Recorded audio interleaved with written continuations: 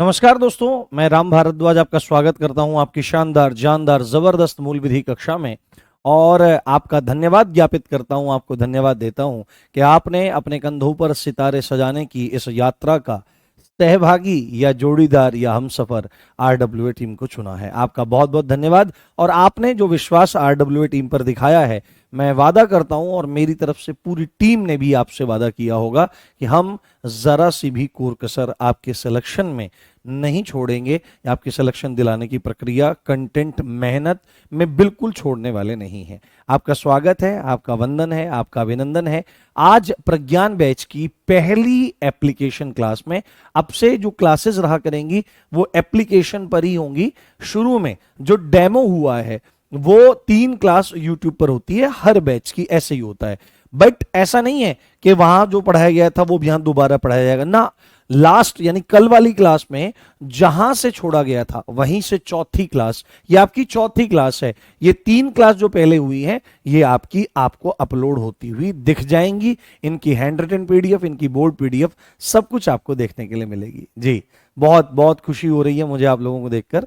सबका स्वागत है, वंदन है, अभिनंदन है। और उन बच्चों से विशेष प्रार्थना जिन्होंने विनायक 1 लिया था, विनायक 2.0 लिया था, पर किन्हीं कारणों से अपने रिदम को मेंटेन नहीं रख पाए थे, तो वो लोग प्लीज एक काम करें, वो गंभीरता से बिल्कुल जुड़े रहें और एक एक क्लास को देखें, है ना। जोर तो पड़ेगा, हिम्मत तो करनी पड़ेगी दिन में 6 7 8 क्लास देखने के लिए, बट आप चीजों को देखें, जुड़े रहें। क्योंकि अगर आप बैकलॉग तैयार करते हैं, छोड़ते जाते हैं, फिर क्लास बहुत सारी इकट्ठी हो जाती है और चीजें उस हिसाब से नहीं हो पाती हैं। तो मेरे साथ वादा करो कि ये जो 45 और 43 भर्ती है इसमें ना एक पोस्ट अपने को लेनी है। और उसके लिए आज आप जैसे मेरे साथ जुड़े हो, जितने बच्चे धीरे धीरे मेरे साथ जुड़ते जा रहे हो, हजारों बच्चे जुड़ रहे हैं, तो जितने बच्चे मेरे साथ यहां पर जुड़ते जा रहे हो, ये मेरे को लास्ट क्लास तक चाहिए, लास्ट क्लास तक। आज आपको मेरे से ये वादा करना पड़ेगा। जी, सभी को गुड इवनिंग, सभी को गुड आफ्टरनून। आप जो भी बोलना चाहते हो वो आप बोल सकते हैं और मेरा अभिवादन उसी तरह से आप लोग स्वीकार करेंगे। ठीक है, तो हम लोग बहुत तरीके से चलेंगे और मैं आपको बता देता हूं, आपको पता होगा कि मेरा पढ़ाने का तरीका कैसा है। हो सकता है कि मेरे पढ़ाने के तरीके में 2 4 क्लास फालतू हो जाएं, 5 क्लास फालतू हो जाएं, 10 क्लास फालतू हो जाएं, पर मैं वादा करता हूं अगर आप दिल से मेरी क्लास में बैठेंगे ना, तो एक भी कॉन्सेप्ट आपके सिर के ऊपर से नहीं जाएगा, आपके दिमाग में जाकर सीधा फिट होगा। तो हम लोग क्या पढ़ रहे हैं दोस्तों? हम लोग पढ़ रहे हैं BNS। क्या पढ़ रहे हैं? BNS पढ़ रहे हैं। और बहुत मजेदार, बहुत इंटरेस्टिंग चीज है। BNS का जो फुल फॉर्म है या स्टैंड्स फॉर भारतीय न्याय संहिता। क्या है बेटे? भारतीय न्याय संहिता। और मेरी रिक्वेस्ट है कि आप अपने भी शॉर्ट नोट्स बनाते चलें, मतलब पूरा पूरा ना लिखें, पूरी पूरी लाइनें मत लिखें। आप क्या काम करें कि जैसे मैं कोई धारा बता रहा हूं, उसकी जो इंपॉर्टेंट पॉइंट है उनको बुलेट पॉइंट में 2 3 शब्दों में, जिससे आपको, केवल आपको वो चीज याद रह जाए, इतना काम आप लोगों को कर लेना है। ठीक है, तो भारतीय न्याय संहिता को हम पढ़ रहे थे और हमने क्या शुरू किया था? हमने लिख रखा था सेक्शन 1। क्या लिख रखा था बेटे? हम लोगों ने लिख रखा था सेक्शन 1। अब देखो, एस का मतलब यहां पर किससे है? सेक्शन से है, और इसी को धारा कहा जाता है। तो इतना लंबा हम क्यों लिखें जब हमको एस समझ में आ रहा है? कोई बच्चा बोल रहा था लास्ट बैच में कि सर धारा लिखा करो, कुछ फील आती है। तो फील एक्चुअली में नॉलेज होनी चाहिए। हाँ, फील एक्चुअली में नॉलेज होनी चाहिए, बाकी चीजें आपकी फील नहीं होनी चाहिए। यहां पर क्या था? धारा 1 में क्या था? आपका संक्षिप्त नाम था। अब बस पढ़ने पे ध्यान दीजिए, क्योंकि हमको ज्यादा से ज्यादा समय यूटिलाइज करना है। कोशिश करेंगे, हाँ, कोशिश करेंगे हम लोग कि हम चीजों को बिल्कुल सही समय पर खत्म करें, डिले ना करें, ज्यादा से ज्यादा चीजों को पढ़ें एक क्लास में और जल्दी जल्दी करें। देन हम फिर प्रैक्टिस सेट वगैरह और तमाम चीजें मुझे बहुत सारी करनी है आप लोगों के लिए, और आप लोगों को मेरे साथ मिलकर करनी है। तो संक्षिप्त नाम, प्रारंभ और लागू होना। ठीक है, संक्षिप्त नाम, प्रारंभ, संक्षिप्त नाम, प्रारंभ और लागू होना, और लागू होना। संक्षिप्त नाम, प्रारंभ और लागू होना, संक्षिप्त नाम, प्रारंभ और लागू होना। तो हम इसमें इस पॉइंट को डिस्कस कर रहे थे, लागू होना। एक एक एक ना क्वेश्चन आया था, एक क्वेश्चन आया था, मैंने कल की क्लास में देखा था। मैं सारे के सारे कमेंट देखता हूं। मैं आपको सच्ची बात बताऊं, आप जितने भी लोग किसी डाउट ग्रुप में लिखते हो या किसी वीडियो के कमेंट सेक्शन में लिखते हो, मैं देखता सब हूं। हो सकता है एक आध दिन आगे पीछे हो जाए, बट मैं देखता सब कुछ हूं, क्योंकि उसी से मेरे को पता लगेगा कि आपको किस चीज की नीड है। बस उसमें गालियां मत भेजना, प्यार भेजते रहना। एक क्वेश्चन आया था कि सर यदि यदि भारत के बाहर, एक क्वेश्चन था, यदि भारत के बाहर, है ना, यदि भारत के बाहर, है ना, अपराधी यानी कि ऑफेंडर, अपराधी और पीड़ित, है ना, यदि भारत के बाहर अपराधी और पीड़ित यानी कि विक्टिम दोनों विदेशी नागरिक हों, है ना, दोनों विदेशी हों, है ना, दोनों विदेशी हों, दोनों विदेशी हों, 3-4 बच्चों ने क्वेश्चन पूछ रखा था, तो क्या उन पर बीएनएस लागू हो सकती है? तो क्या उन पर बीएनएस लागू होगी? क्या उन पर बीएनएस लागू होगी? ये क्वेश्चन था। तो आप लोग मुझे बताओ, आप लोग मुझे बताओ कि क्या इसका आंसर होना चाहिए। यदि भारत के बाहर, यानी कि भारत भूमि में तो नहीं है, भारत के बाहर क्या है कि अपराधी और पीड़ित यानी कि ऑफेंडर यानी कि आपका एक्यूज्ड और विक्टिम यानी कि जिसने अपराध किया है और जिसके प्रति अपराध हुआ है, दोनों के दोनों विदेशी हैं, भारतीय नहीं है, तो क्या उन पर बीएनएस लागू हो सकती है? बताओ। तो अगर आप सीधे सीधे इसको इसी तरह से, अगर आप इस पॉइंट को सीधे सीधे इसी तरह से लिखना चाहोगे, तो इसका जो उत्तर होगा वो होगा नहीं, है ना। उसका क्या होगा? उत्तर नहीं। भाई किसी देश में क्या अपराध हो रहा है हमको क्या मतलब है? हमको कोई मतलब नहीं है कि भाई ऐसे थोड़ी है हम अमेरिका में किसी ने किसी का मर्डर कर दिया तो हम उसको बीएनएस के दायरे में लाएंगे, नहीं ला सकते हैं। बट यदि इसमें एक पॉइंट ऐड कर दिया जाए कि यदि भारत के बाहर, यदि भारत के बाहर, है ना, यदि भारत के बाहर भारत में रजिस्टर्ड, है ना, भारत में रजिस्टर्ड, भारत में रजिस्टर्ड कोई शिप है या कोई एयरक्राफ्ट है, या कोई एयरक्राफ्ट है, उस पर अपराधी और पीड़ित दोनों विदेशी हैं। मतलब मेन चीज क्या है? भारत में रजिस्टर्ड कोई शिप है, जलयान है, या भारत में रजिस्टर्ड कोई एयरक्राफ्ट है, और इस एयरक्राफ्ट पर कोई विदेशी नागरिक दूसरे विदेशी नागरिक के प्रति कोई अपराध कर देता है, यानी कि अपराधी और पीड़ित दोनों विदेशी हैं, तो ऐसी कंडीशन में, इस कंडीशन में आपका उत्तर हो जाएगा हां, हम उसको किस पे ले सकते हैं? हम उसको बीएनएस के दायरे में ले सकते हैं, क्योंकि भारत में रजिस्टर्ड होने का मतलब यह है कि भारत भूमि पर ही अपराध हुआ है, यह माना जाएगा। दैट्स ऑल, बात खत्म। क्योंकि हमने इस पॉइंट को पढ़ा था कि अगर भारत की भूमि पर चाहे कोई नागरिक, भारतीय नागरिक हो या विदेशी नागरिक हो, अपराध करता है तो माना जाएगा कि वह क्या है, वह बीएनएस के दायरे में आएगा। तो अगर सिंपल क्वेश्चन है, यदि भारत के बाहर अपराधी और पीड़ित दोनों विदेशी हैं, तो क्या बीएनएस लागू होगी? नहीं। बट अगर क्वेश्चन में चेंज हो जाए, यदि भारत के बाहर भारत में रजिस्टर्ड शिप पर या एयरक्राफ्ट पर अपराधी और पीड़ित दोनों मौजूद हैं और वहां पर अपराध होता है, तो बीएनएस के दायरे में आ जाएगा।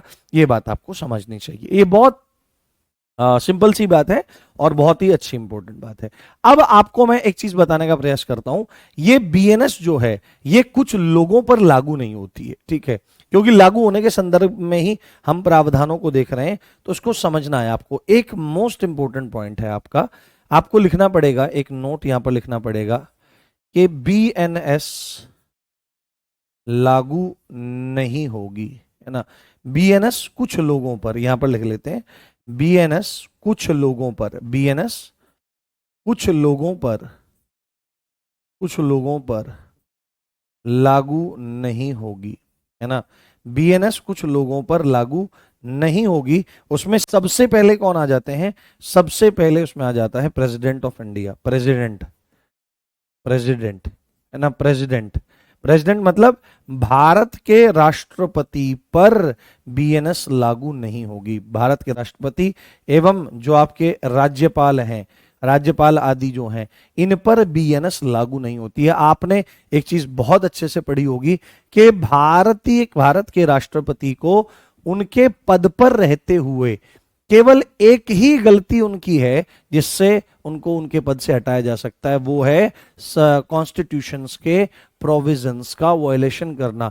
यदि भारत का राष्ट्रपति अपने पद पर रहते हुए भारतीय संविधान के उपबंधों का उल्लंघन करता है, उसको मानता नहीं है, तो अनुच्छेद 61 article 61 of the Indian constitution उस भारत के राष्ट्रपति के इम्पीचमेंट की बात करता है कि उसके खिलाफ किसी भी सदन में प्रस्ताव लाया जाएगा, महाभियोग लाया जाएगा, लाने से 14 दिन पहले उसको सूचित किया जाएगा, देन प्रक्रिया होगी, बहुमत से पास हो जाता है तो हटा दिया जाएगा। बट इसके अलावा एक भी वो रीजन नहीं होगा जिसके कारण राष्ट्रपति को उसके पद से हटा दिया जाएगा। यदि राष्ट्रपति पद पर रहते हुए किसी की हत्या तक कर देता है, निर्मम हत्या कर देता है, तो जब तक वो अपने टाइम पीरियड में बना हुआ है, 5 साल मैक्सिमम 5 साल है, 4 साल, 3 साल, 2 साल, तब तक उस पर कोई भी मुकदमा दायर नहीं किया जाएगा। उसको यहां पर संरक्षण दिया गया है क्योंकि ये देश की अस्मिता का सवाल है। तो आर्टिकल 361 इस तरह की बात करता है। क्या करता है? आर्टिकल 361 तो प्रेसिडेंट यानी राष्ट्रपति और राज्यपाल पर यह लागू नहीं होगी। दूसरी बात है, सपोज करो, दूसरा है विदेशी संप्रभु। विदेशी संप्रभु का क्या मतलब है कि अगर आपके देश में सपोज करो कोई दूसरे देश का राष्ट्रपति आया हुआ है, या दूसरे देश का आपका, हाँ, प्राइम मिनिस्टर वगैरह सबके साथ हो सकता है, हाँ, प्राइम मिनिस्टर वगैरह सबके साथ हो सकता है, हाँ, बट प्रेसिडेंट को और राज्यपाल इत्यादि को छूट है, क्योंकि प्रेसिडेंट भारत का सबसे बड़ा संवैधानिक पद है, ठीक है। और भारत में सबसे बड़ा राजनीतिक पद कौन सा है? प्रधानमंत्री राजनीतिक पद सबसे बड़ा है, और जो राष्ट्रपति है संवैधानिक पद सबसे बड़ा है। तो आप कभी भी इस चीज को देखो, जब भी भारत का प्रधानमंत्री भारत से बाहर जाता है तो वह भारत के दूत के रूप में, भारत के राष्ट्रपति के मैसेंजर के रूप में बाहर जाता है। यानी सुप्रीम पावर अगर कोई है तो वो आपकी है, कोई पद अगर कोई है तो राष्ट्रपति है। इस चीज को ध्यान रखने वाली बात है। तो विदेशी संप्रभु का क्या मतलब है? दूसरे देश का राष्ट्रपति, प्रधानमंत्री या कोई मंत्री, सपोज करो अगर वो आपके देश में आया और उसने जाने अनजाने कोई अपराध कर दिया, कोई ऐसा काम कर दिया जो बीएनएस में मनाही है, बीएनएस में जिसको अपराध माना गया है, तो क्या आप इस विदेशी संप्रभु को बीएनएस के दायरे में उठा के जेल में बंद कर दोगे? अगर आपने किसी दूसरे देश के मंत्री को, प्रधानमंत्री को, राष्ट्रपति को उठाकर जेल में बंद कर दिया तो आप सीधे सीधे युद्ध को निमंत्रण दे रहे हैं। तो विदेशी संप्रभु पर, विदेशी संप्रभु मतलब विदेशी है ना, कोई विदेशी आपका राष्ट्रपति है, विदेशी राष्ट्रपति है ना, राष्ट्रपति है या आपका पीएम है या कोई अन्य मंत्री है, तो इसको भी इसके अंतर्गत आपकी छूट दी गई है।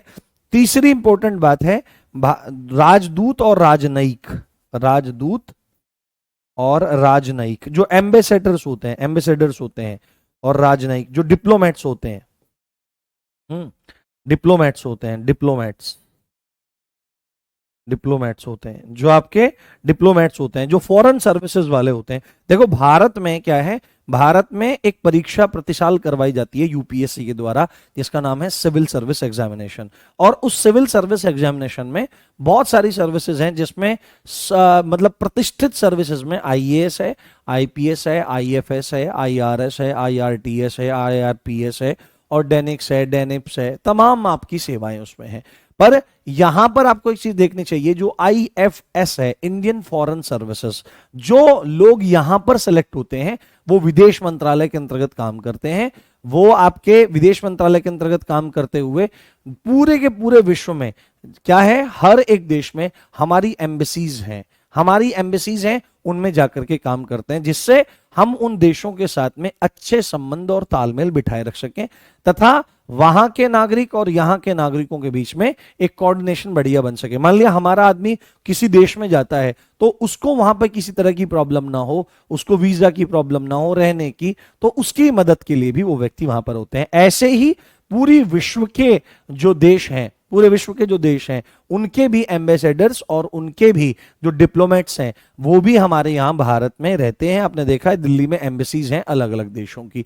तो अगर राजदूत और राजनयिक कोई अपराध कर देते हैं तो हो सकता है उनको देश छोड़ने के लिए कहा जाए, बट उनको बीएनएस के दायरे में नहीं लिया जाएगा, बीएनएस इन पर लागू नहीं होगी। ये बात आपको ध्यान रखनी है।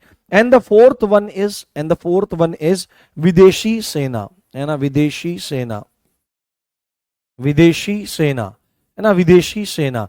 तो सेना का मामला सेना निपटाएगी, उसका बीएनएस से कोई मतलब नहीं है। सेना के अपने लॉज होते हैं, सेना के अपने नियम होते हैं जिनको मार्शल लॉ कहा जाता है, और उसी के हिसाब से सेनाएं ऑपरेट करती हैं।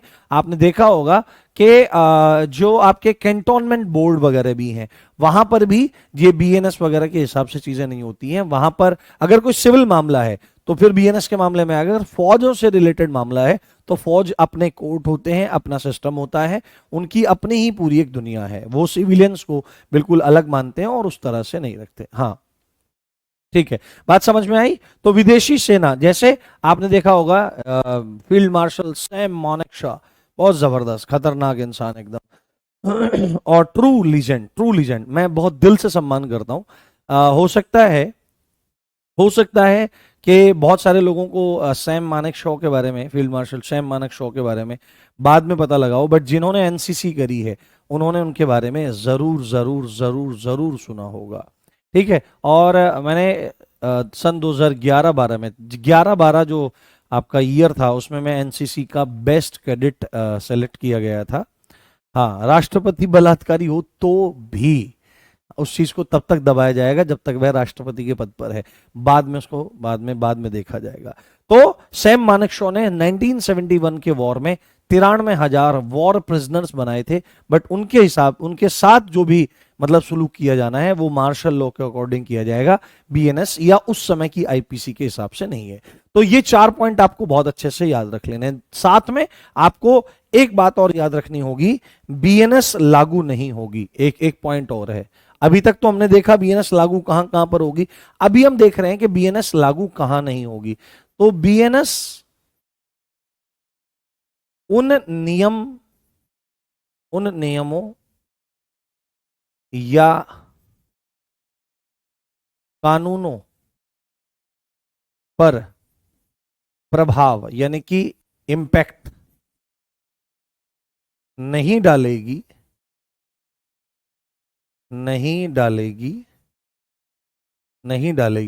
जो रिलेटेड है नंबर 1 भारत सरकार के अधिकारियों से, भारत सरकार के अधिकारियों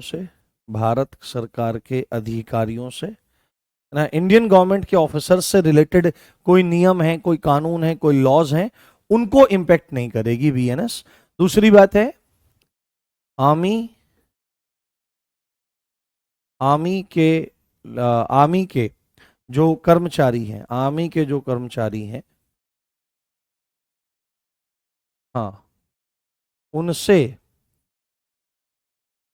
संबंधित भारत सरकार के अधिकारियों से, आर्मी के कर्मचारियों से, सीधे लिख लेते हैं, बस इतना बड़ा नहीं क्योंकि वहां पे हमने लिख दिया है, आर्मी के कर्मचारियों से, चाहे वो अधिकारी हो या वो आपके सोल्जर्स की श्रेणी में आते हो, एयरफोर्स के कर्मचारियों, है ना, कर्मचारियों लिखना सही है, कर्मचारियों से रिलेटेड है, या इंडियन नेवी के कर्मचारियों से वो अपने लॉ के हिसाब से काम करेंगे। इसको हम सही कर लेते हैं, कर्मचारियों से, पर्सनल से। तो इन 4 को इंपैक्ट नहीं डालेगी कौन, बीएनएस, क्योंकि इनके अपने अपने नियम हो सकते हैं। जैसे अगर आप लो तो इन सेनाओं के क्या होते हैं, सेना का अपना मार्शल लॉ होता है। क्या होता है, मार्शल लॉ होता है ना, ये अलग ही होता है लॉ, और अपने हिसाब से काम करती हैं। तो सीधे सीधे यहां पर एक बात बोली गई है कि बीएनएस इंपैक्ट नहीं करेगी मार्शल लॉ को, बीएनएस प्रभावित नहीं करेगी, बीएनएस प्रभावित नहीं करेगी, बीएनएस प्रभावित नहीं करेगी। इस बात को आपको लिख लेना है। क्लियर? बात समझ में आई? एक बार थम्स अप करके बताओ। हाँ, एक बार थम्स अप करके बताओ। हाँ, एक बार थम्स अप करके बताइए। Is everything clear? नहीं, आवाज बिल्कुल ओके है। हो सकता है आपको थोड़ा सा सर्वर इशू आ रहा हो, एक बार बताइए। एक बार थम्स अप करके बताएं, इज एवरीथिंग क्लियर? समझ में आई बात? यहां पर मैं बताने का प्रयास कर रहा हूं कि बीएनएस उन नियमों या कानूनों पर, उन लॉस पर कोई इंपैक्ट नहीं डालेगी जिनका संबंध भारत सरकार के अधिकारियों से है, सेना के कर्मचारियों से है, या वायुसेना के कर्मचारियों से है, या नेवी के कर्मचारियों से है, क्योंकि वहां पर मार्शल लॉ काम करता है और उस पर इंपैक्ट नहीं डालने वाली है। साथ में बहुत बढ़िया, आपको समझ में आ रहा है, बहुत अच्छी बात है। मेरे धन्य भाग कि आपको चीजें समझ में आ रही। बस आप इस मनसा से बैठो कि मेरे को कुछ नया सीखना है, चीजें अपने आप आपके साथ अच्छी हो जाएंगी। क्योंकि यहां पर बैठ करके जो बोल रहा है वो वही है जो आपके भीतर बैठ करके सुन रहा है। उनकी ट्यूनिंग बहुत अच्छी है, इवन वो दोनों एक ही हैं। और जब वह तारतम्यता बनती है कि बोलने वाला और समझने वाला आपस में जुड़ जाते हैं, तो विषय कितना भी कठिन हो वो समझ में आएगा। साथ में यहां पर एक बात और लिखी गई है, बीएनएस प्रभावित नहीं करेगी, बीएनएस प्रभावित नहीं करेगी, बीएनएस प्रभावित नहीं करेगी, बीएनएस प्रभावित नहीं करेगी। किसको? विशेष विधियों को, है ना। अगर आगे आएगा ये, नहीं प्रभावित करेगी स्पेशल लॉज को, है ना, स्पेशल लॉज को, स्पेशल लॉज को, है ना। स्पेशल लॉ मतलब विशेष विधियां, इनकी परिभाषाएं भी आगे आएंगी, पर मैं थोड़ा सा आपको एक आइडिया दे देता हूं। विशेष विधियों को, विशेष विधियों को, विशेष विधियों को, विशेष विधियों को एग्जाम्पल जैसे क्या हो सकते हैं? विशेष विधियों के, विशेष विधियों के उदाहरण क्या हो सकते हैं? जैसे अफीम से संबंधित कोई कानून हो, है ना। अफीम, अफीम को क्या कहते हैं? ओपीएम कहा जाता है, ओपीएम, है ना।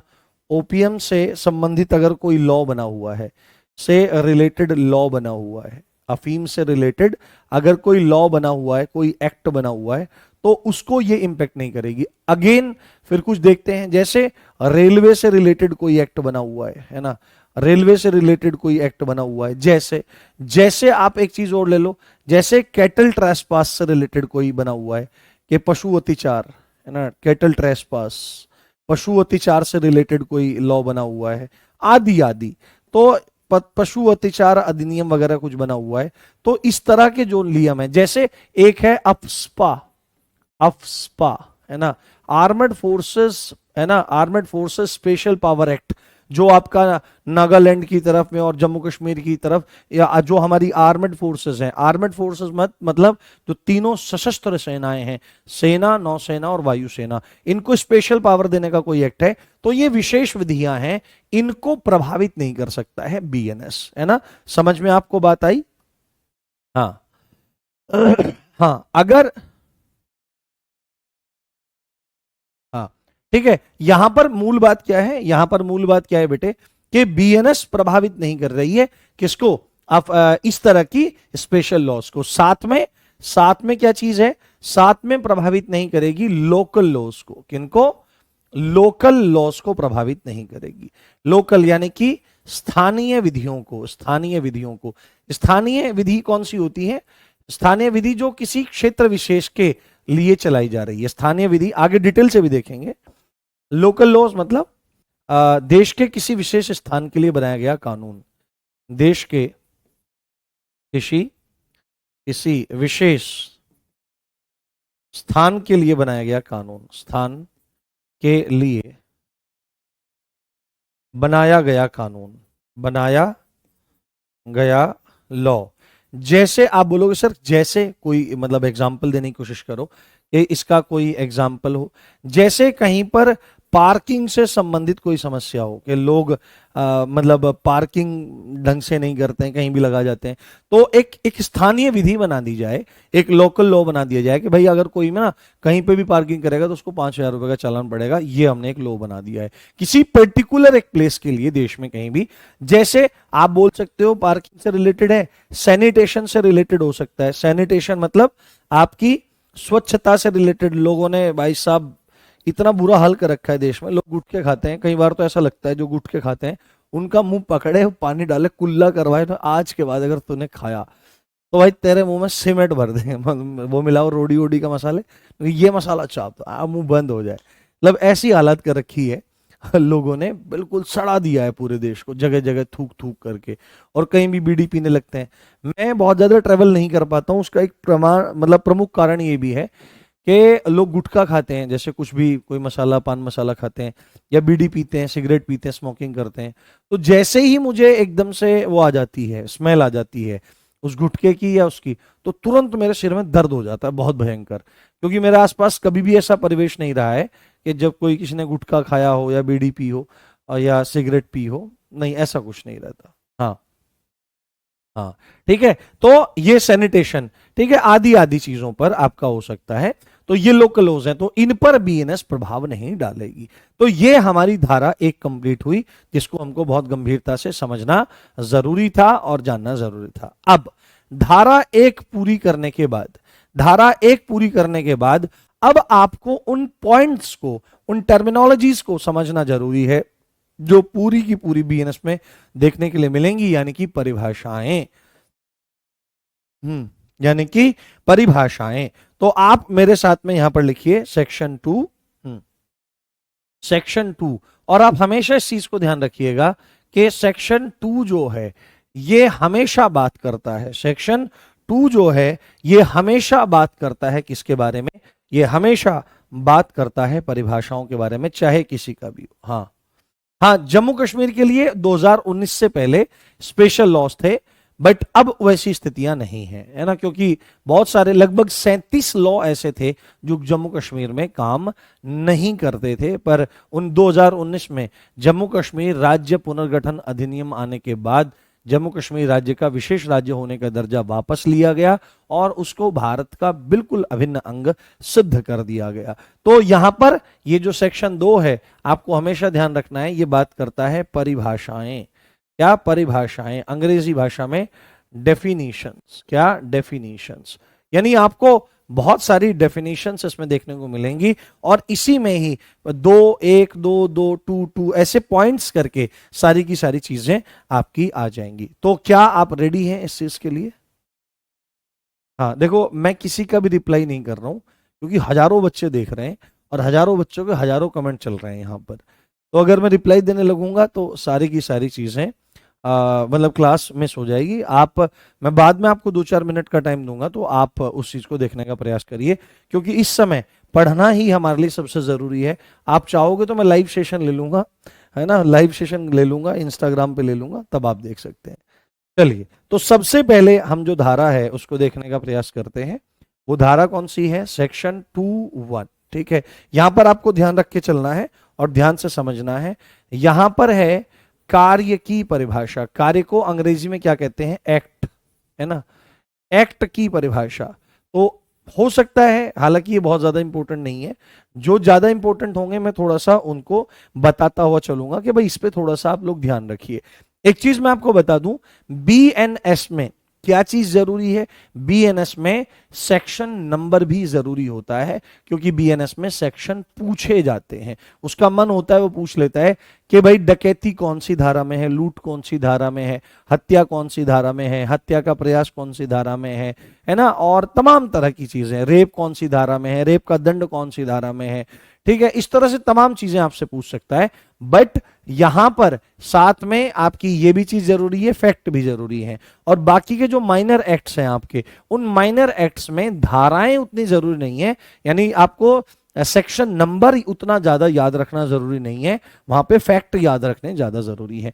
तो एक्ट की परिभाषा की बात करता है। देखो क्यों, आपको पता है कि एक्ट अगेंस्ट, है ना, एक्ट अगेंस्ट लॉ क्या है? इसका उत्तर देगा तुम में से कोई? एक्ट अगेंस्ट लॉ क्या कहलाता है? देखो, दिमाग लगाएं, मैं आंसर जानना चाहता हूं। हाँ, नहीं, विदेशी सेना पर लागू नहीं होगी ना, हमने वहां पर लिख दिया विदेशी सेना पर लागू नहीं होगी। बताइए, एक्ट अगेंस्ट लॉ एक ऐसा काम जो कानून के खिलाफ है क्या कहलाता है, बताइए, आंसर करिए, आंसर करिए। मैं देखना चाहता हूं कि आप कितना उत्तर दे पाते हैं इन चीजों का, पढ़ भी रहे हैं कि नहीं।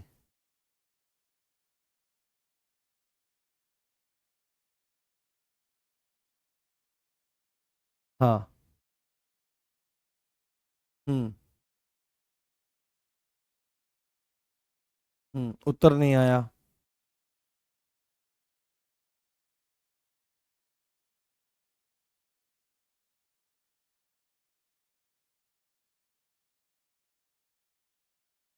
अरे भाई हाँ, चलो अब आंसर आने लगा है। एक्ट अगेंस्ट लॉ क्या कहलाता है, एक्ट अगेंस्ट लॉ ऑफेंस कहलाता है। क्या कहलाता है, ऑफेंस कहलाता है, अपराध कहलाता है। तो यदि आपको पूरे बीएनएस में अपराधों को बताना है कि अपराध क्या है, तो आपको ये तो बताना पड़ेगा ना कि क्या काम अपराध माना जाएगा। एक्ट मतलब कार्य, कौन सा कार्य आपका अपराध कहलाएगा, कौन सा। तो परिभाषा को बताने के लिए आपको एक्ट को बताना जरूरी है। और यहां पर एक क्लैरिफिकेशन बीएनएस करती हुई नजर आ रही है कि चाहे तो एक एक्ट हो, कोई एक घटना हो, एक कार्य हो, है ना, चाहे तो कोई एक कार्य हो, या आपका सीरीज ऑफ एक्ट हो, है ना, लगातार कई सारे एक्ट हो, सीरीज ऑफ एक्ट हो, सीरीज ऑफ एक्ट हो, इसको क्या माना जाएगा, इसको एक एक्ट की तरह से ही काउंट किया जाएगा। इसको एक एक्ट, एक एक्ट, एक कार्य की तरह ही, एक कार्य की तरह ही, की तरह ही माना जाएगा, माना जाएगा। मैं समझाने का प्रयास करता हूं थोड़ा सा।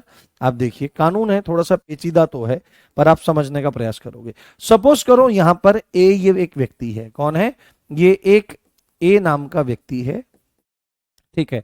अब ये गया, ये गया, ठीक है, ये यहां पर गया, ये यहां पर गया, और इसने क्या काम किया, बी को बुलाया यहां पे, ए मुन्ना, ए राजा, इधर आ रहे, तो कहा, हाँ भैया, और बुलाकर लाकर उसके सिर में एक लाठी मारी, डप से, क्या मारी, एक लाठी मारी। मैं देख रहा था लाठी अगर यहां मेरी हो। तो इसने क्या काम किया, इसको एक लठ मारा सिर में, एक लठ मारा, एक लठ मारा, ठीक है। तो एक लठ मारा यानी कि एक एक्ट हुआ, क्या हुआ, एक एक्ट हुआ, ओके। अगेन फिर इसको थोड़ी सी खुरापात सूझी, इसको एक लठ मारा, जैसे मारा उसको दर्द हुआ, तो इसने बोला मजा आ गया, कोई बात नहीं, इसको चोट लगी, औरों को तोड़ते हैं, चलो। तो ये फिर गया किसके पास, ये एक और बंदे के पास गया, सी के पास, और यहां पे जाके इसने क्या काम किया कि पिछले वाले को एक लठ मारा था, एक काम करता हूं उसको 5 लठ मारता हूं। तो इसने क्या काम करे, 5 लठ मारे। तो यहां पर एक्चुअली में क्या हुआ, यहां पर ये 5 लठ मारे गए या एक लठ मारा गया, तो एक लठ मारा गया यानी कि एक एक्ट हुआ, एक्ट मतलब काम। देखो इंग्लिश और हिंदी दोनों चल रही हैं, आप समझने का प्रयास करो, ठीक है। तो एक एक्ट हुआ, तो वो तो एक एक्ट की तरह से काम होगा ही। 5 लठ मारे, 10 मारे, 20 मारे, उसको भी एक एक्ट की तरह से ही काउंट किया जाएगा। ये नहीं होगा कि भाई इनको 5 लठों की तरह काउंट किया जाए, क्योंकि ऐसे अन्याय होने के चांसेस हो जाएंगे। क्योंकि एक लठ मारा तो भी चोट लगी, 5 लठ मारे तो भी चोट लगी। तो 5 लठ मारने के लिए 5 बार सजा को मल्टीप्लाई नहीं किया जाएगा। एक लठ मारने की सजा यदि 1 साल है, तो 5 लठ मारने की 5 सजा अगर होगा, 5 सजा दी जाएंगी, तो 5 साल जेल में नहीं रहना पड़ेगा। यानी कि वो कह रहा है कि एक एक्ट या series of act, series of act मतलब पंक्ति, सीरीज ऑफ एक्ट क्या कहलाएगा, एक एक्ट की तरह से ही आपका काउंट होगा। इतना ज्यादा टेंशन लेने की जरूरत नहीं है, मूल बात है, एक्ट की परिभाषा पूछेगा तो आपको बोलना पड़ेगा सेक्शन 2(1) में इसको बताया गया है। हाँ ठीक है, ये बात। तो सीरीज ऑफ एक्ट हो या एक एक्ट हो, वो दोनों एक एक्ट ही माने जाएंगे। ठीक है, चले चले आगे, बताओ। थोड़ा जल ले लेता हूं, आज हमारा जल यहाँ पे रखा ही नहीं है। बहुत बढ़िया। हम्म ठीक है, बहुत बढ़िया। एक्ट का मतलब कोई भी काम से है। आगे बढ़ते हैं, उसके बाद देखते हैं हमारा कौन सा अगला सेक्शन है। बहुत ध्यान से समझते जाओ, बहुत मजा आएगा। धीरे धीरे जब चीजें आगे जाती जाएंगी ना, आपको इतना इंटरेस्ट आ जाएगा कि आप मूल विधि क्लास का वेट किया करो यार, 4 कब बजे और हम कब पढ़ें, 4 कब बजे और हमारे सामने कब ये मूल विधि क्लास चालू हो। तो सेक्शन 2(2) जो है ये आपकी एनिमल की परिभाषा देता है। किसकी? एनिमल। एनिमल मतलब जीव जंतु की परिभाषा। जीव जंतु, जीव जंतु की परिभाषा, जीव जंतु की परिभाषा देता है। तो देखो कानून का परिभाषा देने का तरीका भी बिल्कुल अलग है। जीव जंतु की परिभाषा में बीएनएस स्पष्ट बोल रही है कि एनिमल या जीव जंतु वह है जो ह्यूमन से अलग है। बात खत्म। ह्यूमन, ह्यूमन से जो अलग है वही जीव जंतु है। बात खत्म। इतना बोल के छुट्टी कर दी। उसने ये नहीं बोला, उसने ये नहीं बोला जीव जंतु में, जीव जंतु में नहीं बोला तोता उड़, मैना उड़, गिद्ध उड़, कौवा उड़, भैंस उड़। ओए भैंस उड़ नहीं मानी जाएगी। तो उसने ये नहीं बोला, उसने मतलब सारे जानवर नहीं गिनवाए, उसने सीधे बोल दिया आदमी को छोड़कर जितने हैं वो सब जीव जंतु की श्रेणी में आपके आ जाएंगे। हाँ हाँ हाँ। 5 लठ लगने से ज्यादा चोट लगेगी तो सजा ज्यादा मानी जाएगी। 5 लठ की सजा नहीं मिलेगी। 1 लठ लगने से अगर चोट लगती है तो सिंपल चोट हो सकती है। 5 लठ लगने से क्या पता हाथ टूट जाए, तो गंभीर चोट होगी, सजा की अवधि बढ़ जाएगी, पर 5 लठ मारने की अलग अलग सजा नहीं मिलेगी। ठीक है, ये बात ध्यान रख। हाँ हाँ। 5 मर्डर, अब मान लिया किसी ने 5 मर्डर कर दिए, ठीक है, 5 मर्डर कर दिए किसी ने, तो मर्डर करने की सजा क्या है? मर्डर करने की सजा है मृत्युदंड है या आजीवन कारावास है। सामान्यतः अगर 1 मर्डर करेगा तो आजीवन कारावास हो जाएगा। ठीक है, आजीवन कारावास हो जाएगा। अगर 5 करेगा तो मैक्सिमम क्या होगा? मान लिया मृत्युदंड है, ठीक है, चलो आजीवन कारावास को भी खत्म करो। किसी आदमी ने 5 बार मर्डर कर दिया और पकड़ा गया, और कोर्ट ने उसको पहले मर्डर की सजा सुनाई कि इसको फांसी पे टांग दो, तो उसको फांसी पे टांग दिया गया। बाकी 4 तो रह ही गए। या नहीं, यमराज से बात करो, इसको जिंदा करो, इसको छोड़ना नहीं है, इसको जिंदा करो, 4 बार और टांगेंगे इसको। क्या ये प्रैक्टिकल पॉसिबल है? नहीं। तो ऐसे ही प्रावधान किए जाते हैं। अगर 5 मर्डर करे, 10 मर्डर करे, तो सामान्य अगर मर्डर करता है, अपराध करता है, तो वहां पर ऑप्शन दे रखे हैं कि अगर मर्डर करता है, हत्या करता है, तो मृत्युदंड या आजीवन कारावास दिया जाएगा। अगर एक सामान्य मामला है तो आजीवन कारावास चल जाता है, और आजीवन कारावास की अवधि भी 20 साल बोली जाती है। या स्पेशली मेंशन कर दिया जाता है कि भाई जब तक जिंदा है तब तक जेल में रहेगा। और ज्यादा ही जघन्य से जघन्यतम मामला है, जैसे 5 आदमियों को मार दिया, 10 को मार दिया, तो बोलते हैं इसको फांसी पे चढ़ाओ, बात खत्म करो, क्योंकि इसने जघन्य मामला कर दिया है। मजा नहीं आ रहा है तो ये कोई मजे की सौदा नहीं। मैं यहां नाच के दिखाऊं, मैं नाच, अरे मेरा काम पढ़ाने का है भाई। मेरा काम पढ़ाने का है। तो जीव जंतु से अलग जो है, ह्यूमन से जो अलग है, वही क्या है? वही आपका एनिमल कहलाएगा। ह्यूमन बीइंग लिख सकते हैं, ह्यूमन बीइंग है ना, बीइंग ह्यूमन, वो तो सलमान खान की संस्था है। बीइंग ह्यूमन, तो वह जो ह्यूमन बीइंग से अलग है वह आपका क्या कहलाएगा? जीव जंतु। उसके बाद अगली परिभाषा, और भाई इसको ना नोट कर लेना भाई, ये सेक्शन 2(3) मैंने पहले भी आपको बताया था कि वो सेक्शंस जो न्यूली एडेड हैं, जो नए जोड़े गए हैं, क्या हुए हैं? जो नए जोड़े गए हैं, ये मोस्ट इंपोर्टेंट आपका हो सकता है। ये न्यूली एडेड है। क्या है? ये न्यूली एडेड है, नया जोड़ा गया है। यानी कि ये आईपीसी में नहीं था, ये आईपीसी में नहीं था, ये बीएनएस में जोड़ा गया है, बीएनएस में ऐड किया गया है, ऐड किया गया है। और मैंने आपको बताया था किया गया है, तो ये क्या है? ये है बालक की परिभाषा। बालक मतलब चाइल्ड की परिभाषा। बताया, बताओ कोई बता सकता है तुम में से? चाइल्ड की परिभाषा, डेफिनेशन ऑफ अ चाइल्ड। कानून किसको एक बच्चा मानता है ना? कानून किसको एक बच्चा मानता है? तो कानून जो है वो ये बात स्पष्ट रूप से बोल रहा है, वो एक बात स्पष्ट रूप से बोल रहा है कि वह व्यक्ति पर्सन, वो तो व्यक्ति ही बोलेगा ना, वह व्यक्ति, वह पर्सन जिसकी आयु, जिसकी आयु, जिसकी आयु, जिसकी एज 18 साल से कम है, बहुत इंपॉर्टेंट है, 18 साल से कम है, 18 साल से कम है वो क्या कहलाएगा आपका, वह बालक कहलाएगा, 18 साल से कम। ये बहुत इंपॉर्टेंट पॉइंट है, इसको ध्यान रख लेना है। वो सीधे ही आपसे पूछ सकता है कि बीएनएस की कौन सी धारा में बालक की परिभाषा ऐड करी गई है, तो बालक की परिभाषा ऐड करी गई है सेक्शन 2(3) में। और क्या बोला गया है कि बालक या चाइल्ड वो है जिसकी एज 18 साल से कम है। ठीक है, तो इसको 2-3 तरह से घुमा फिरा करके पूछ सकता है। बहुत बढ़िया, आप बहुत इंटरेस्ट के साथ चीजों कर रहे हैं। हाँ हाँ। हम्म। अंडर 7 नहीं, वो अंडर 7 वाली बात अलग है। अंडर 7 वाली बात अलग है। वो है आपका डॉली इन कैपेक्स, अपराध करने में अक्षम। वो डिफरेंट चीज है, वो डिफरेंट चीज है। हाँ, बिलो 18 जो है। उसके बाद सेक्शन नंबर हमारा आ जाता है, सेक्शन नंबर हमारा आ जाता है 2-4। सेक्शन अभी परिभाषा के अंतर्गत ही चल रहा है, ये चल रहा है 2-4। इसको कहते हैं कूटकरण। कूटकरण, कूटकरण अंग्रेजी में काउंटर फीट।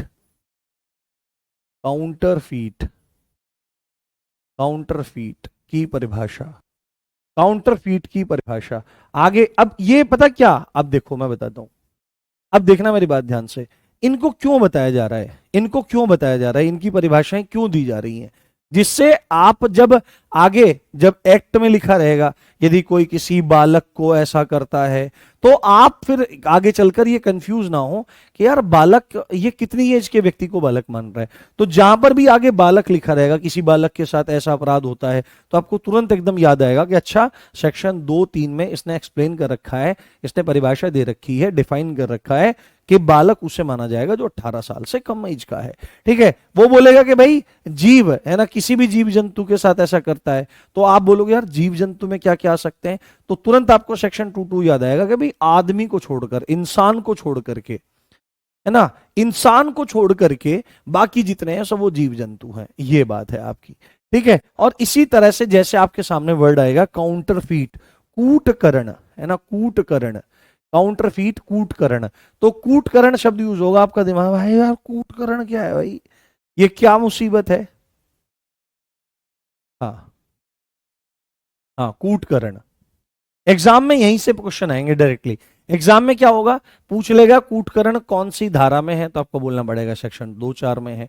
या आपसे थोड़ा सा पूछ सकता है कि कूटकरण किसको कहते हैं, तो यहां पर आप स्पष्ट रूप से लिखने का प्रयास करें कि कूटकरण क्या होता है, धोखाधड़ी, है ना, धोखाधड़ी। धोखाधड़ी मतलब कि वही गोलमाल, धोखाधड़ी करने की इंटेंशन से, धोखाधड़ी करने की इंटेंशन से, इंटेंशन मतलब आशय से, धोखाधड़ी यानी कि किसी के साथ में फर्जीवाड़ा करने की उम्मीद में या आशय में या इंटेंशन से, इंटेंशन से, इंटेंशन से एक वस्तु की, एक वस्तु की,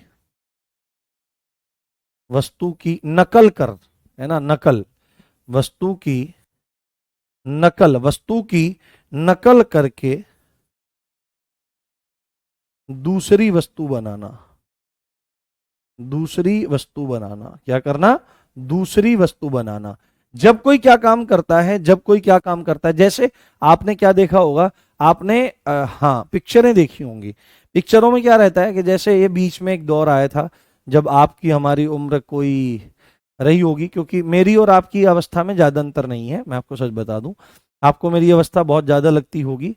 उसका प्रमुख कारण यह है कि मैं हेल्थ पे इतना ध्यान देता हूँ जीरो, बिल्कुल ध्यान नहीं देता हूँ। और मैं, ये मेरी बहुत गंदी आदत है, ये मेरी बहुत गंदी आदत है, मेरे घर वाले भी परेशान हैं इससे।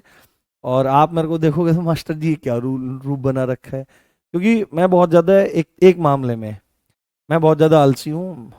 क्योंकि अभी रात में 2-2:30 बजे तक सोना होता है, सुबह 6 बजे, 6:15 बजे, 6:30 बजे तक उठना होता है, और उठ करके फिर अपना नहाना धोना, स्नान ध्यान करके, तिलक स्वरूप करके फिर से क्लासेस शुरू हो जाती हैं, और रात के फिर 8-9 बजे तक चलती हैं, पूरे दिन पढ़ना पढ़ाना ये सब चीज चलती है। तो आपने देखा होगा जब आपकी हमारी एज कोई आज से 10-15 साल धूम और गोलमाल इत्यादि मूवी आ रही थी, तो आपने देखा था कि कहीं पर हीरा रखा हुआ है, तो हीरा वो उठाना है और उसकी जगह दूसरा रिप्लेस करना है, नहीं तो अलार्म बज जाएगा। तो बिल्कुल हूबहू उसके जैसा बनाने की कोशिश करना या उससे मिलता जुलता बनाने की कोशिश करना, यदि कोई ऐसा काम करता है तो वही कूटकरण है। यानी धोखाधड़ी करने के आशय से, उम्मीद से किसी वस्तु की नकल करके दूसरी वस्तु बनाना ही कूटकरण होता है। बट एक बात इसमें इंपॉर्टेंट आपको याद रखनी है, इंपॉर्टेंट नोट इसमें क्या है कि नकल का हूबहू होना जरूरी नहीं। नकल जो हुई है, नकल करके जो बनाई गई है, वो सेम टू सेम यानी कि हूबहू होना जरूरी नहीं है, क्योंकि कल को अगर कोई धोखाधड़ी करने के आशय से यह काम करता हुआ मिला और पकड़ा गया तो वो तुरंत इस बात को कह सकता है कि सर एक बात बताओ, मैंने बिल्कुल सेम टू सेम बना रखा है, ये अलग है सर, ये अलग है। तो एकदम ये वाला जो क्लॉज है ये उसको काउंटर करेगा, भाई देखो हमने पहले से लिख लिया, तुमने कोशिश तो करी है ना, तुमने कोशिश करी है, तुमने बनाया है, तो नकल सेम टू सेम होना जरूरी नहीं है। बट आपकी ये खतरनाक है, किसी भी अपराध के लिए ये पॉइंट आपका खतरनाक होता है। मैं एक चीज बताना चाहता हूं, थोड़ा सा आप समझने का प्रयास करो, क्योंकि आशय की क्षमा चाहता हूं, आशय की जब हम बात करते हैं तो आशय ही सबसे ज्यादा जरूरी है। देखो थोड़ा समझने का प्रयास करो, 1-2-3 दिन में आप बहुत बढ़िया सेटल डाउन हो जाओगे पूरी बीएनएस के साथ में और पूरे कानून के साथ में। बस आप धैर्य से सुनते जाओ, जितने पेशेंस से सुनोगे।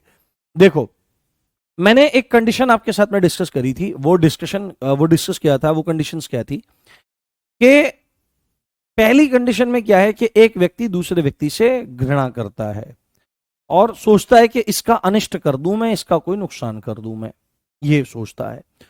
और अपनी उस घृणित आशय को, अपनी आपराधिक मनस्थिति को, क्रिमिनल माइंडसेट को आगे बढ़ाने के लिए उसने तैयारियां भी पूरी कर ली है, प्लानिंग पूरी कर ली है। जैसे ही मौका मिला उसने उठाया, गोली मारी, कुछ भी अपराध जो करना था किया, आदमी डेड हुआ, अपराध हो गया।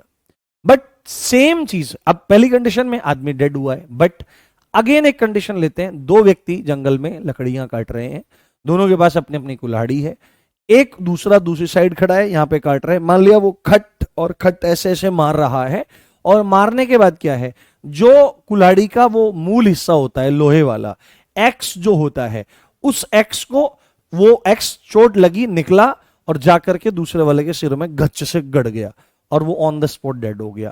तो पहली वाली कंडीशन में भी आदमी मरा, दूसरी वाली कंडीशन में भी आदमी मरा, तो क्या दोनों को मर्डर माना जाएगा? सामान्यतः तो बोल दिया जाएगा मर्डर है, परंतु यह कानून की परिभाषा में दूसरे वाली स्थिति मर्डर नहीं मानी जाएगी, क्योंकि दूसरे वाली स्थिति में क्रिमिनल इंटेंशन नहीं है। तो क्रिमिनल इंटेंशन ही क्राइम को जन्म देती है।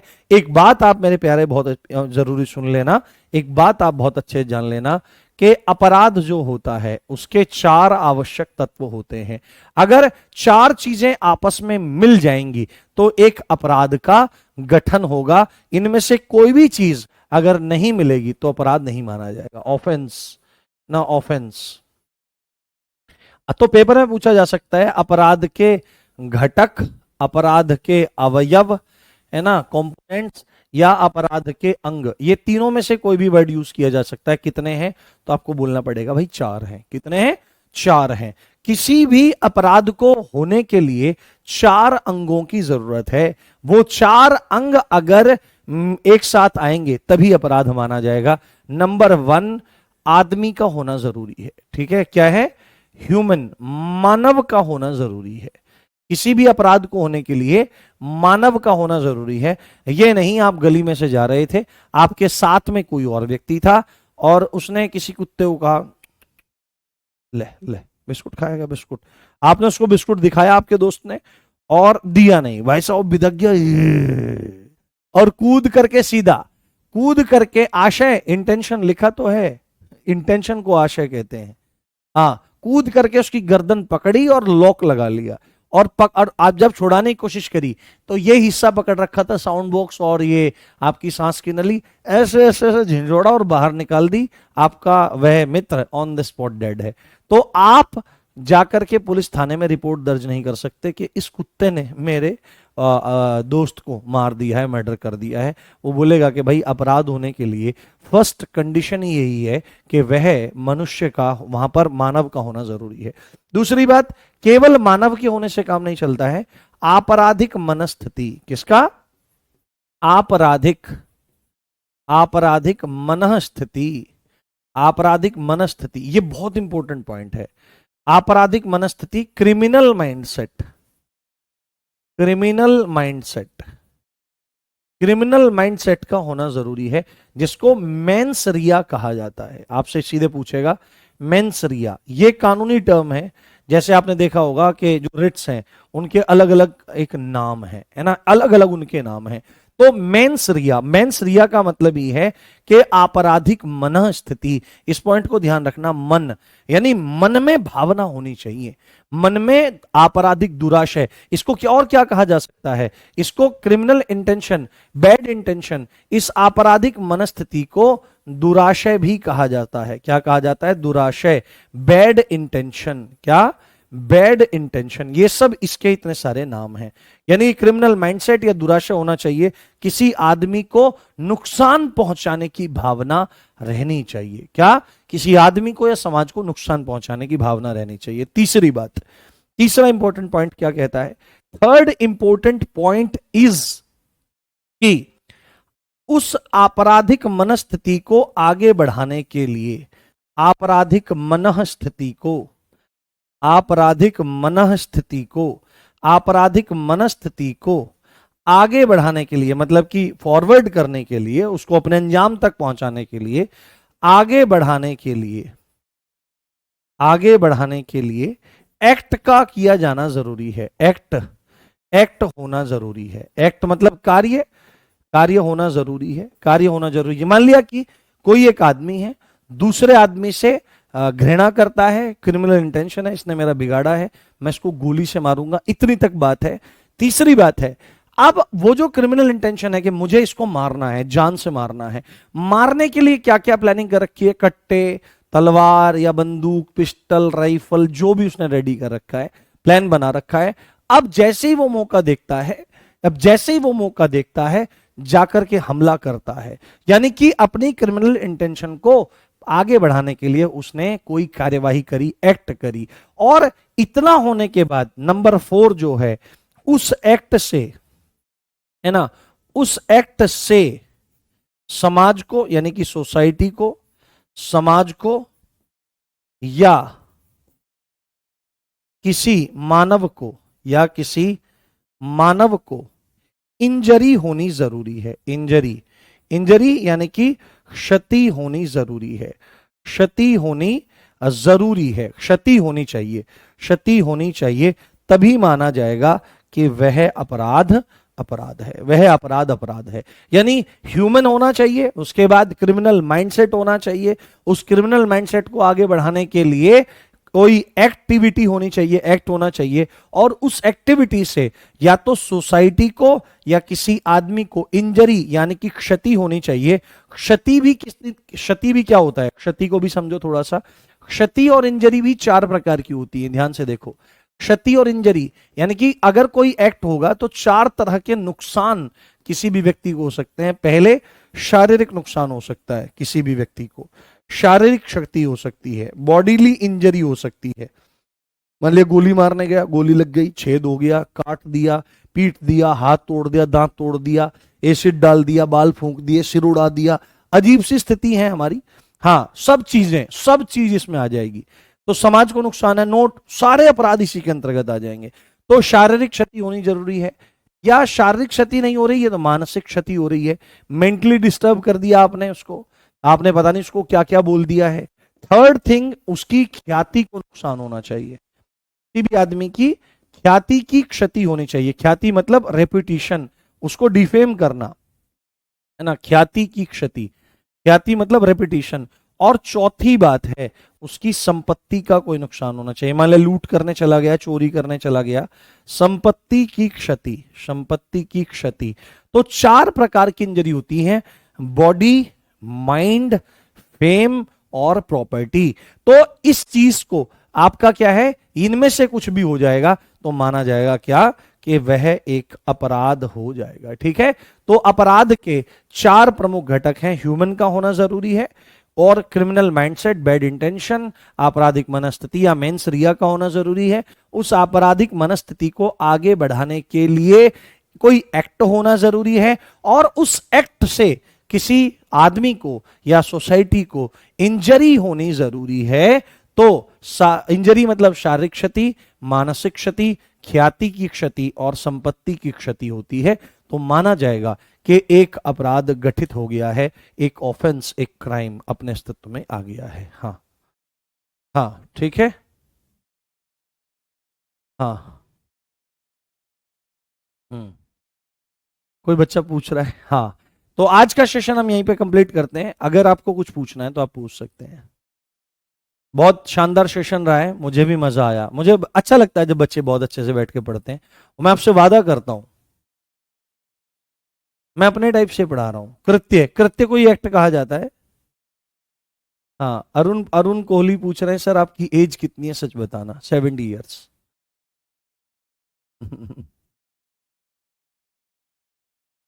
हाँ चलो सुनाते हैं। आज कहना गलत गलत सुना देंगे, कोई बात नहीं।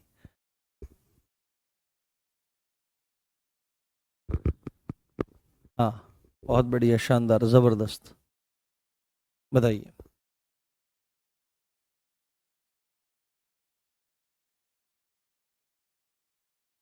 5 बजे आपकी क्लास है, संदीप श्रीवास्तव सर पढ़ाएंगे, यूट्यूब पे है। जबरदस्त टीचर है यार, उनकी राइटिंग इतनी खतरनाक है, मजा आ जाएगा आपको। और बहुत ही जेन्यून बंदे हैं और दोस्त हैं अपने।